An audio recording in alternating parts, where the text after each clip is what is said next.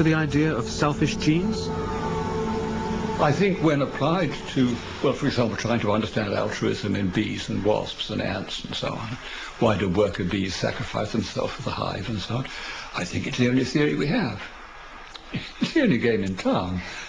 When it comes to explaining human altruism, then it manifestly isn't. The second hereditary system, the cultural one, in which we teach people ideas, so on, is as important or more important in determining how people behave than just their genetics. The human brain provides possibly the only departure, the only engine of departure from Darwinian principles, and it really does. And you can easily, I mean, the simple example is contraception. You're contradicting the Darwinian dictates every time you use a contraceptive. So it's easy enough to do. Darwinian natural selection puts into our brains mechanisms that cause us to feel pleasure from sex. In nature, feeling pleasure from sex is a sufficient guarantee that we shall reproduce. By using contraceptives, we can contradict the Darwinian dictate by getting the pleasure without the reproduction. A very, very anti-Darwinian thing to do. We are using the pleasure mechanisms that Darwinian natural selection has built into our brains, and we're using those pleasure mechanisms at the expense of the ultimate Darwinian purpose, which is gene reproduction.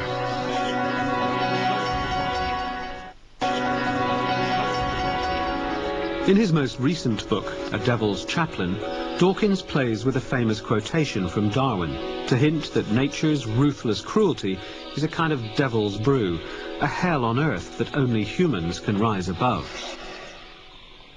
A Devil's Chaplain comes from a quotation of a letter that Darwin wrote to his friend Hooker in 1856. Darwin says, "What a book a devil's chaplain might write on the clumsy, wasteful, blundering, low, and horridly cruel works of nature." Nature really is read in tooth and claw. Nature, the world of Darwinian natural selection, is a pretty nasty environment in which to live. And as a human being, I very strongly advocate that if we understand Darwinism, we should understand it as an object lesson in how not to live, in how not to conduct our lives.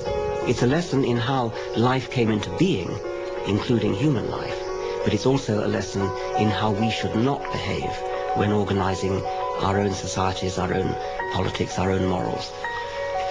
So, the Devil's Chaplain might conclude, stand tall, bipedal ape. The shark may outswim you, the cheetah outrun you, the swift outfly you, the capuchin outclimb you, the elephant outpower you, the redwood outlast you. But you have the biggest gifts of all, the gift of understanding the ruthlessly cruel process that gave us all existence, the gift of revulsion against its implications, the gift of foresight, something utterly foreign to the blundering short-term ways of natural selection, and the gift of internalizing the very cosmos.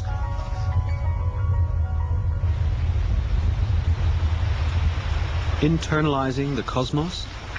If you didn't know Dawkins was an atheist, you might think he was a deeply spiritual man. Maybe he's both. But he's certainly a stickler for logic and rationality. He believes only science can enable us to discover truths about the world. There's no room for a creator here, no room for a grand designer, as he made abundantly clear in his 1991 Royal Society Christmas lectures. A real designer. This is a flatfish, a halibut. Its ancestors once swam normally in the water like a normal fish does, like that. But the ancestors of the halibut settled down on the bottom of the sea, one side down. They lay on the bottom of the sea, and then now a modern flatfish moves along like that. You've probably seen them doing it. But when it did that, the ancestor found that one of its eyes was looking straight into the sand. Only the other one was looking up. And so gradually in evolution, the other eye, the one that was looking into the sand, migrated round the side of the head and came up to the top, with the result that the skull of the halibut is now an extremely distorted object. Now, anybody who was going to design a flatfish wouldn't do it that way. You'd do it like a skate, which is another kind of shark, which is also a flatfish, and it flattened itself, its ancestors flattened itself, by going onto its belly, so that both its eyes were looking upwards, and it had no need to do any kind of distortion. But by some kind of historical accident, the ancestors of the halibut and the sole and the plaice all did it by lying on their side, and that meant that they had this distortion. So this is an imperfection in design, which is just the kind of thing you'd expect to see if these creatures had evolved, but is very much not the kind of thing you'd expect to see if these creatures had been created. This question of design is crucial. We all know by simply looking at a clock that it had a designer, a maker. There's no way it could have just sprung into existence all on its own. So many people look at life on Earth and say surely it too must have had a designer. Dawkins thinks not. In his book, The Blind Watchmaker, Dawkins argues that life is the result of blind chance, of random genetic mutation and natural selection over millions of years. God is simply unnecessary. What I wonder is whether you're being a little bit unfair on religion. Surely it also serves a really crucial purpose in terms of creating a code of conduct, a code of ethics, that if we are going to do as you ask, to contradict our genes, to act against our genes, we really do need guidance as to how we treat each other. Isn't that the role that religion in practice plays?